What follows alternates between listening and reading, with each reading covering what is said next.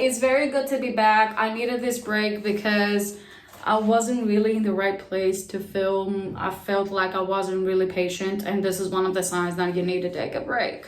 So today's the perfect day for the video that I always wanted to make and film, which is the watering day experience. And it is a perfect fit because I just came back for holidays for a few days, and the green babies are thirsty.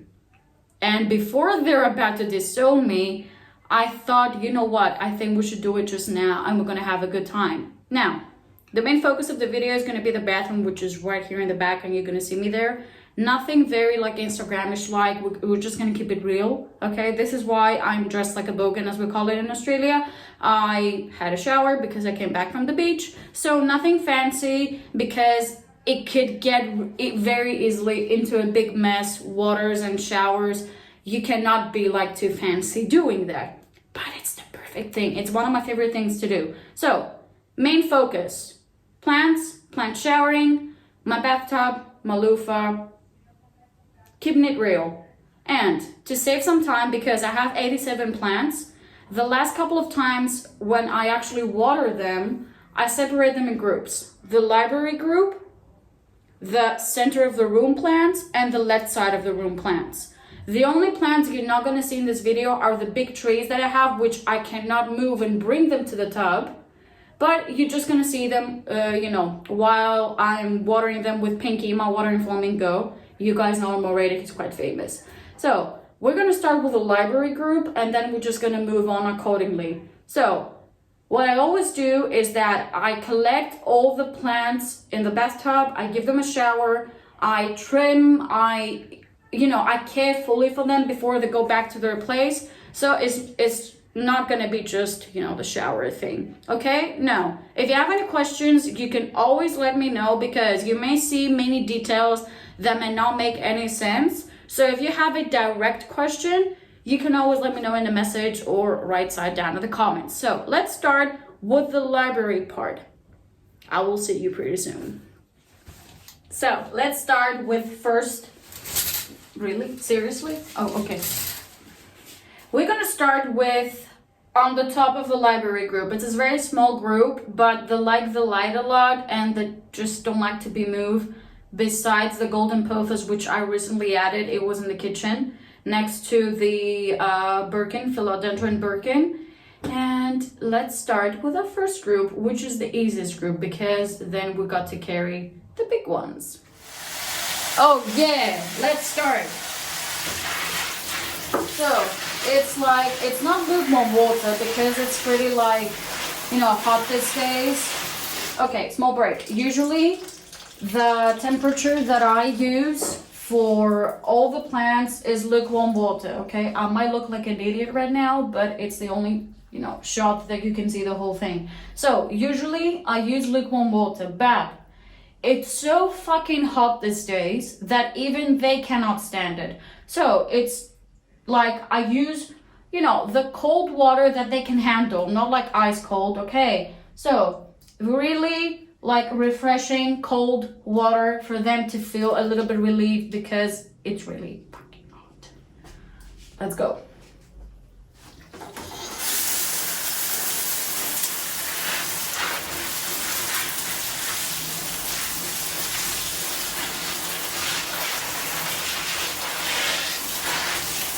Okay, the alocasia poly has new growth, which I adore.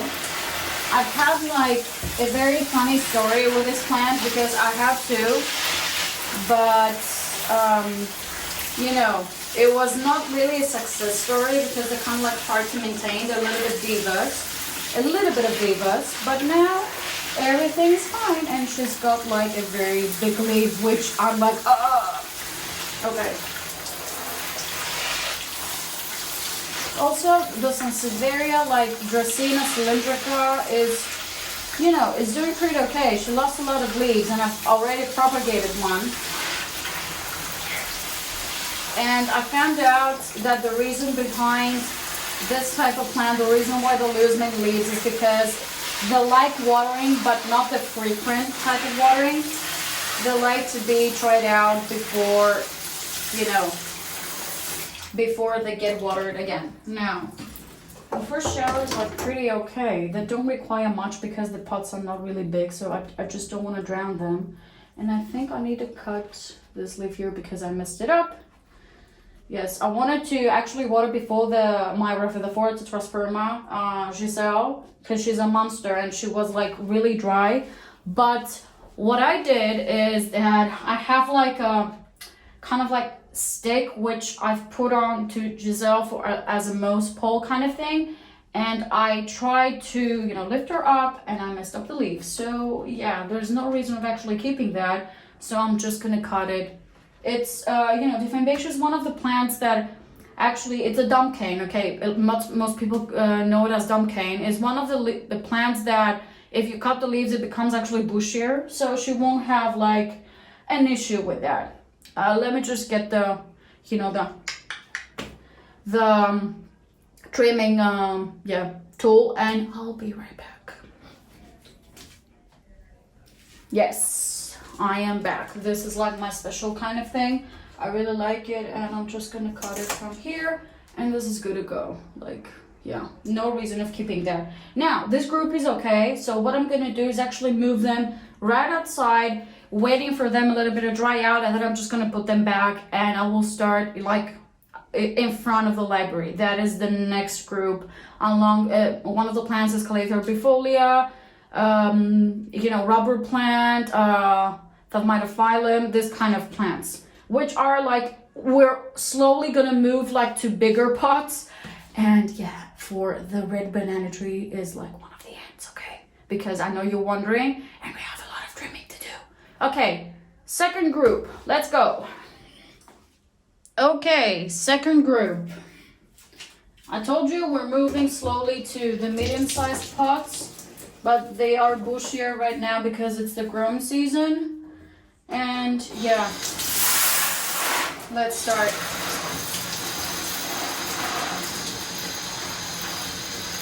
Okay, the rubber plant is having like new growth. I like the leaves that it has now, but they've been like crazy thirsty. It's been 5 days. Now during the winter, this ratio is like much like lot less, because you water them like every 10 days or so because it's cold. We have the Adansonii, we have my rubber plant, Jessie, we have Cassie the Calathea bifolia, we have one of my Theolite figs, and the Thalmidophyllum. Then I can never pronounce this, it's the Benefy something.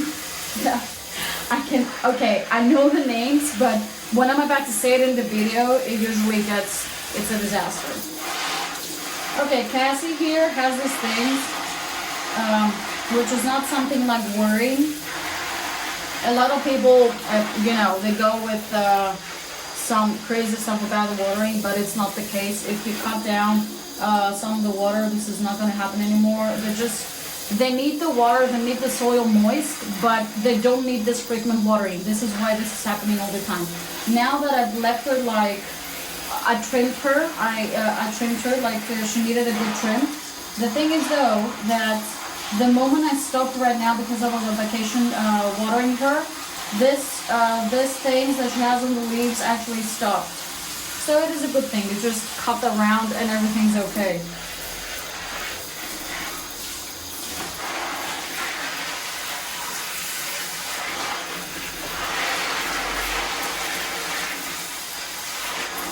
The reason this gets messy is because usually I have the curtain around here, but now for the filming reasons I cannot do that. And this is why I cannot dress like too fancy. Because you know what, I just want to, you know, experience the whole thing. I just don't want to sit like in a video and being like with makeup and stuff and just do half of the job because I just want to, you know, uphold an image. So yeah, I'm just going to be dressed like this, the way I usually do it, and I'm just gonna do the whole thing. Now, I don't have Pinky here because it is a shower thing. Pinky always comes in hand when the soil is, okay, pause, because this is quite important. Now, I also have Pinky here next to me in the bathtub, and I use him a lot when the soil is very hydrophobic and the plant cannot hold too much water that it needs in the pot, because it usually just flushes it out. This is when Pinky is very like useful, because the water is like, you know, fills slowly the pot. It gives it like a very like slow and nice shower, the rainforest type. But now, since it's been like quite some long time, the soil is not that much hydrophobic. Most of the plants here have the coconut coir mix, which it gets hydrophobic when it's so hot that, you know, the water just is flushed out. Now, it is hot, but it's not that hydrophobic, so that we will have a problem and I need to use Pinky too much. So for now, we're good only with showering the babies. Let's carry on a bit because they need some more. Especially the fiddle. Okay, another note here. Fiddly figs, they like the moist soil, but there is a happy secret that you need to let them dry completely before like you water them, which is like the perfect thing to do right now. But the more you give it a shower and the more like the soil actually is, you know, watered, you know, all the, you know, the salt buildup that the soil has sometimes is getting flushed out. And this gives liberty to the roots to do their thing and actually absorb what they need from the water. So the more like you water it, the more like you, you know, wet the soil and you flush it out, the better it is for the fiddly pigs. The same goes for rubber plants. Generally, the more you wet the soil and you flush out all the you know, all the shit that is building up in the soil, the better it's gonna become. The better they feel free.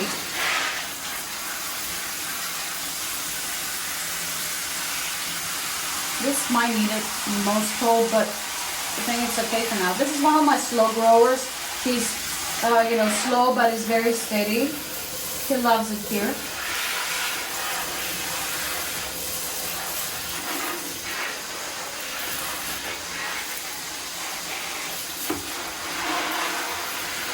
Okay, perfect. We're done with this group as well.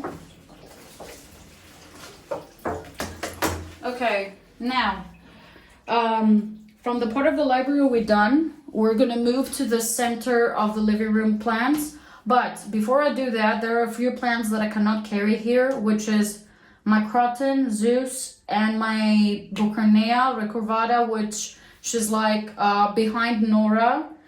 In the window, but she's so heavy I cannot carry her. I can only carry, you know, the big red banana tree. So I use Pinky to water them and then I come back and I continue the whole thing. I just wanna, you know, be done with the whole area. So yes, let's take a quick break and I will be right back with the center of the living room plants. Okay, let's start with the second group.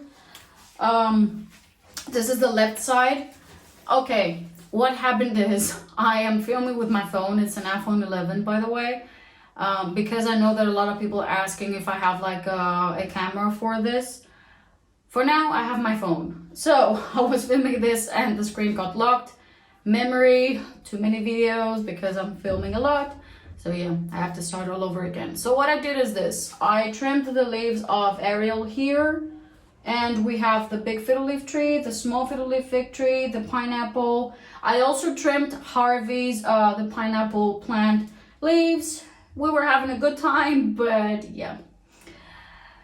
I guess the video is going to be shorter now. But, okay, let me start with the details that actually shade. Okay. This leaf has mealybugs. Okay, so... this is what's going on with the banana leaves a lot, and you think that something's wrong with the plant. It's not.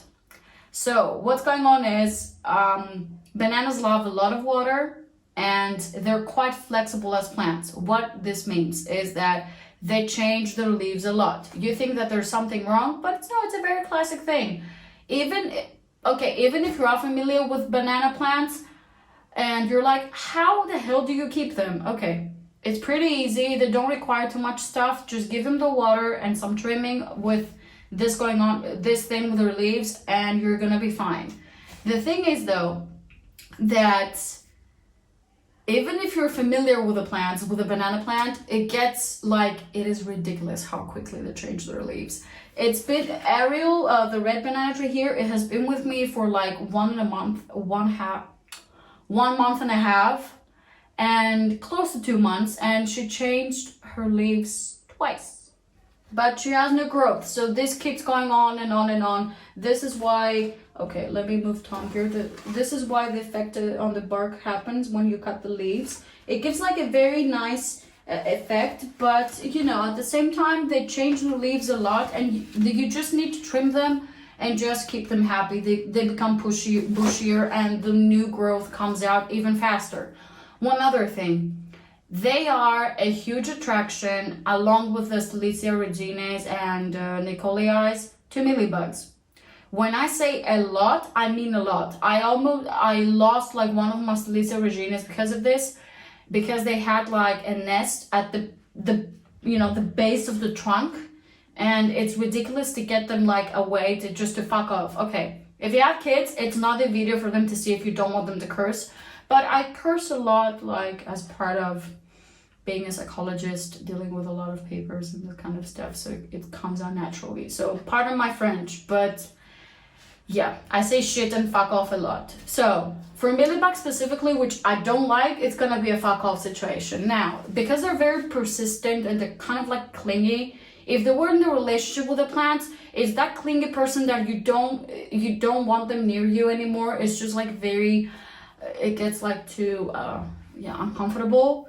This is how mealybugs behave with plants. Now, one of the things that they do is, what happened to my Strelitzia actually, is that they go to the base of the trunk and they create nests. And the funny thing is that you're not able to see it if it's on the surface of the leaf, like the leaves that I have here, which I'm not gonna bring close to the plants now because they have the fingers in a jump. If you water the plants a lot and you give them showers, that's fine, because it just gets flushed, and if you just touch them and you just do this with the leaves, they just go away. But if you have to be like, if you want to be one extra step careful in this is what happens here with Ariel, and they go right here and they try to create nests, and I always like throw tons of water because I need to flush them out. I spray them with rubbing alcohol a lot, but still they're quite persistent. And although I try to keep things very organic, as like rubbing alcohol, neem oil, which is a great way to get rid of them, but still you have to be very persistent. Those motherfuckers just gonna go, they're not gonna go away with one try.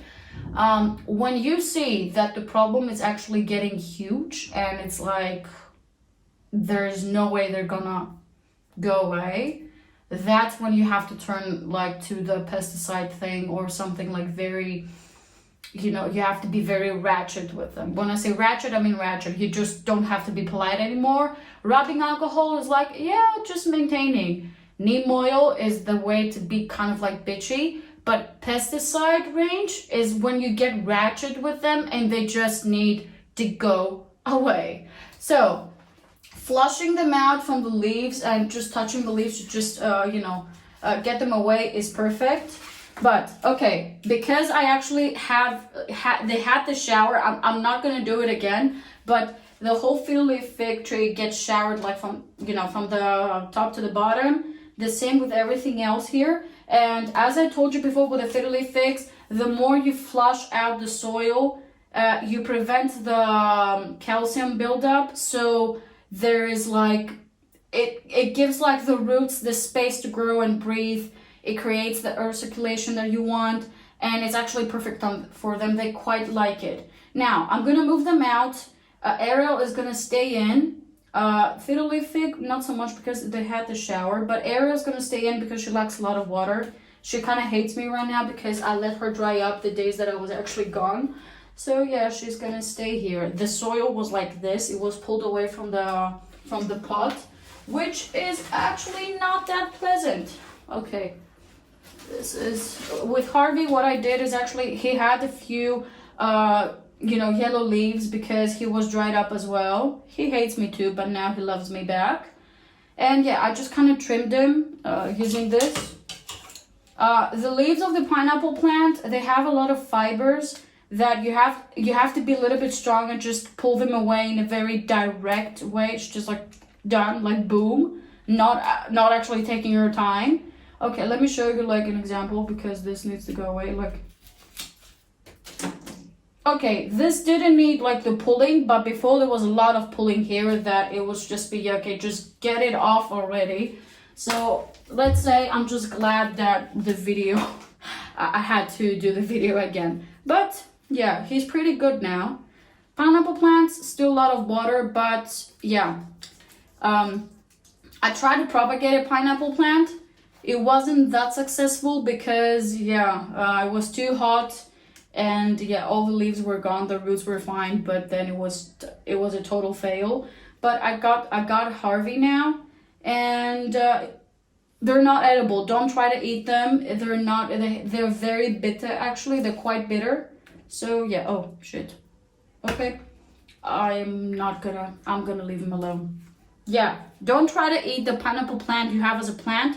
Not edible, not fun, they're very bitter. Not sour, bitter. So just stay away. If you want to get a pineapple, just get a regular one from the supermarket, not from like the plant nursery. Oh, I have the paper plant as well here. Okay, and the big fiddle, which they're gonna be fine, just fine. See, oh god, okay. This is exactly what I was telling you. Here are the mealybugs. And yeah, oh god. Okay, I need an earbud for this. I need an earbud. Yep, you get an earbud. And let me get the rubbing alcohol because I swear, oh god, I swear I am so done with mealybugs. I don't like them at all. I'll be right back. I'm back. Okay, I'm telling you, this is the real experience. And yeah, earbud, rubbing alcohol, and yeah, that is exactly what they do. They just go to, you know, the place when they know that you're not gonna spot them very easily, and then just do their stuff. God, it drives me nuts. I don't have any other bugs in my place. I don't have anything else. But those plants that they're like the mealybug, you know, attraction, the only thing I have is mealybugs. That's what I have. And it's like not a good thing. Nope, not having fun right now. Just, okay, let me just check right here. Yeah, they're right here. Yeah, there is one right like inside of the trunk. There's no way to see this unless you pull the, yeah, here it is. Oh god. Yeah, I actually pulled out the eggs. Ew. Yeah, usually I'm not that gross, but you know, the gloves and everything, it makes it so difficult. There's like no reason to do it, and I will have to cut a little bit of these because yes, it's getting very like gross. So let me just do this.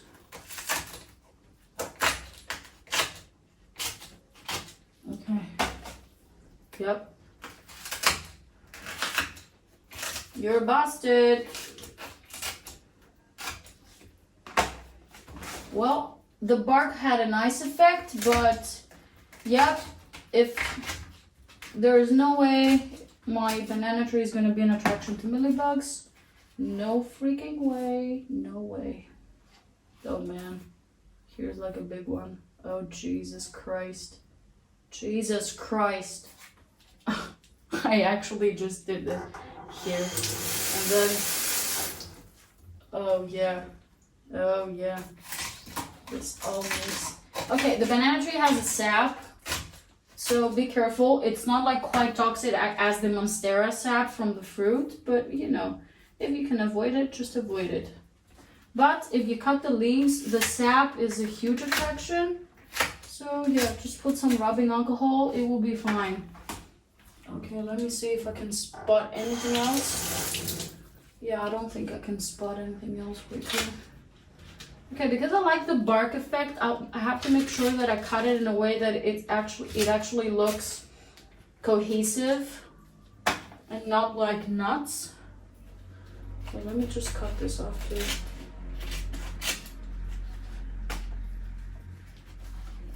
Okay, so I cut Harvey's leaves before. Now you get to see the trimming of Ariel. Here's a millibug right inside here, and yeah. Okay, you wanna see it? Here it is. I don't know if you can. Let me check. Yep. Okay, so we're done with the millibugs. There's nothing else here that I can see, or there's one thing I need to cut. I like the trunk to be cohesive, as I told you. And I have to be careful of the sap, so yeah, it's gonna be fine. Yeah. Yeah, I don't see anything else, but see, they're quite sneaky. This is what they do. Let me just leave this here because it makes it easier to spot them if I want to. Yeah. Okay. This is perfectly fine.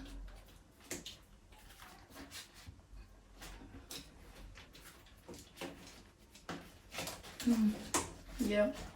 The old, like, you know,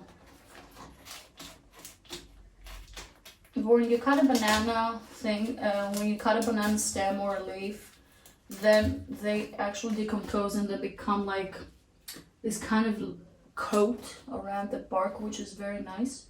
But if it's a little bit excessive, you just cut it out and it's good to go. And I will have to cut it out now because it doesn't make any sense for her to have all that around her.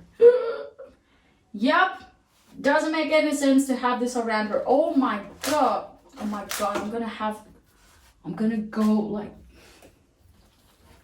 okay, I'm not gonna start shouting right now, but yeah. No, it's not the perlite. When you see it at first, you think it's the perlite from the soil, and then it's not. God. See, the plant doesn't have anything on it, doesn't have any sap right now, doesn't have anything, and they're still trying to, you know, they attempt to make their own home, and I'm like, no bitch, you're not. Okay.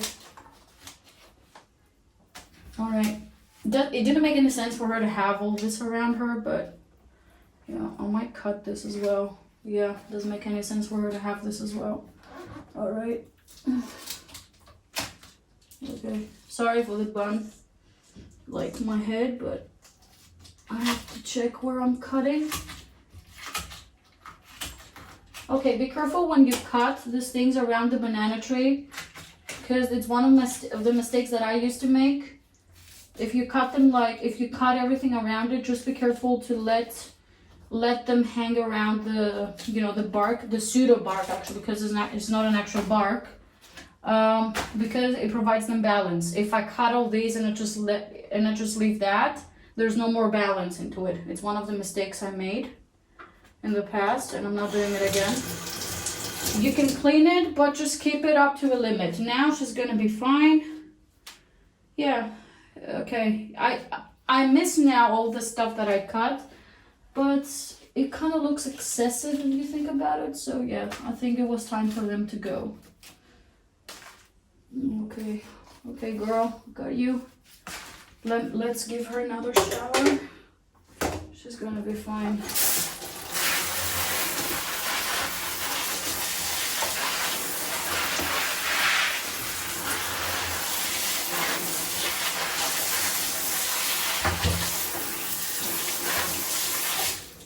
Okay, Fiddle Leaf is gonna go as well. He's gonna be moved out, and I will see you soon for the final group, and we're gonna keep the video short.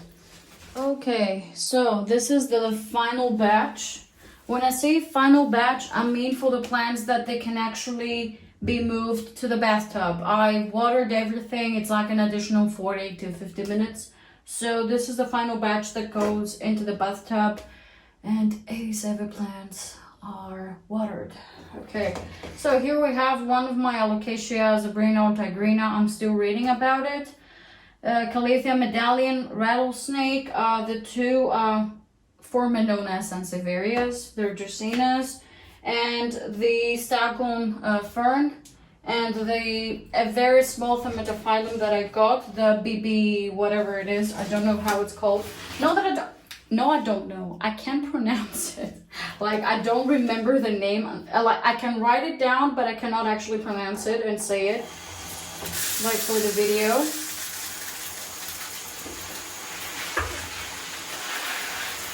Okay. My medallion and rattlesnake, they hate me too. But it's quite it's beneficial for them because the browning on the edges actually stops when they don't get watered like that often. They're kind of like the divas because they like the watering, they like to have the soil moist, but when you water them too frequently, they get the brown edges.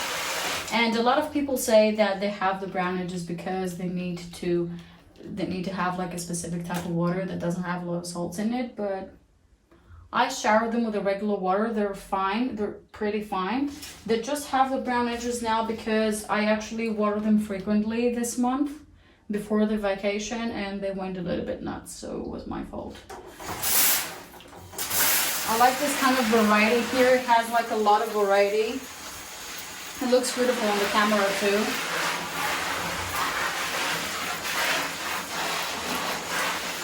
Yep. So I am exhausted, but it's so worth it to see them grow. But trust me, when you're not in the mood to do it, you kind of have the guilty feeling. It's like, I'm a bad plant mom. Yep. I've been a plant mom for one day because this was supposed to happen yesterday, but I couldn't move at all. So, yep, they still love me. They're just gonna hate me for a little while.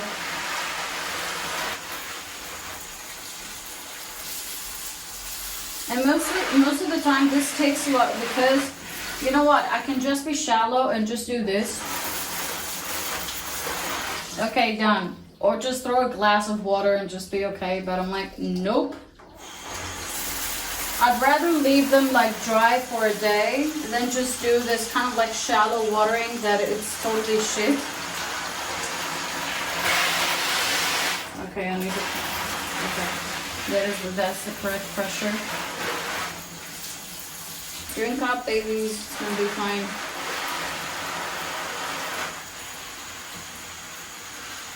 Okay, a lot of people say that the Stockholm ferns are a little bit like a mess to deal with, they're kind of divas, but my Stockholm, to put it like bluntly, doesn't give a shit because it's very dependent and it takes a lot of time to dry up. I've never had any issues with it. And it's like, oh my god, you have a Stockholm fern. It was cheap. I got him during the quarantine. Okay. And I'm gonna have a shower as well in the middle of this. It's fucking hot. But you know that already.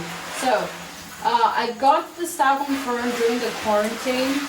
So cheap, it was ridiculous. It's like some plant shops that still value like, your local plants, but they actually know how to keep it real, so they don't charge you for a plant that costs like 9 to 10 euros. They don't cost you like 20. And I really appreciate this type of plant shops. And the plant shop that I got my Stockholm fern, I will show you to in the end.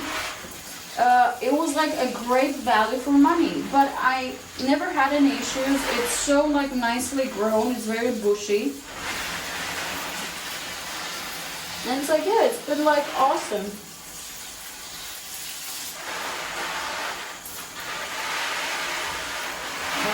Okay.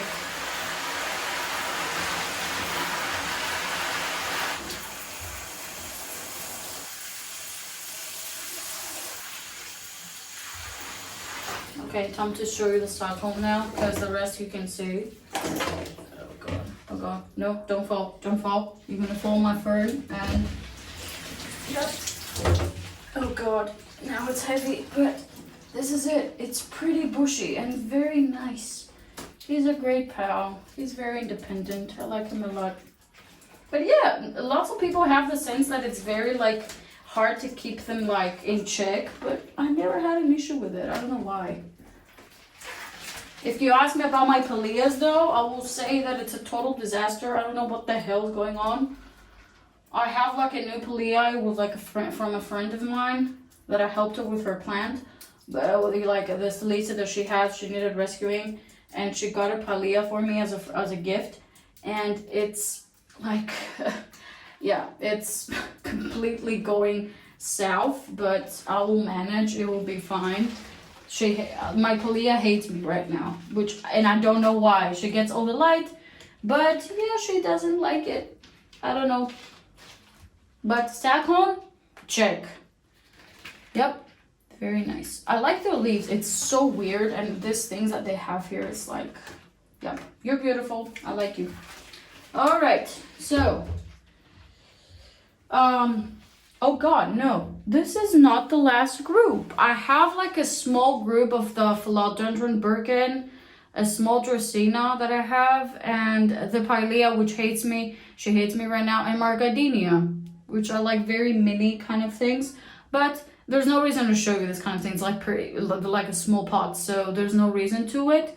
But I hope you're enjoying the journey. I hope you like the whole experience and the whole mess, and to see how it's really like, because one thing that I know is that not a lot of accounts or like people that have the plant thing going on show you the real thing. And it's one of my things, it's one of my pet peeves. And yeah, I don't like it. I like to keep it real. Of course, I like to take good photos. I like to, you know, show the plants in the right way with the lighting and everything. That's why I'm taking most of my pictures with portrait mode. One of the reasons. Usually it's portrait mode, nothing else, no filters nor anything. And the exposure thing to, you know, make the details look right. But besides that, there is nothing else going on in my photos. But yeah, it's a good thing to keep it real. There's no reason for me to sit here and just be, you know what, yeah, everything's great and I'm not tired and my bathroom is not a mess. It is a mess. And sometimes it takes more than this, because you know, you might need to trim leaves, you might have to clean them, you might need to do like other stuff to keep them in good shape. But this is one of the Zen days, let's say. It was just a lot of traveling back and forth, the apartment, to just keep everything here in check. Some trimming. It was basically, let's say, normal day. But there are days that it can take up to 8 hours or so, because you just want to be like thorough with them and make sure they're in check. If you're not a plant person, it might seem crazy, but if you are a plant person that really wants to you know, have your plants happy and make sure they're okay, you can feel me, you can relate to me.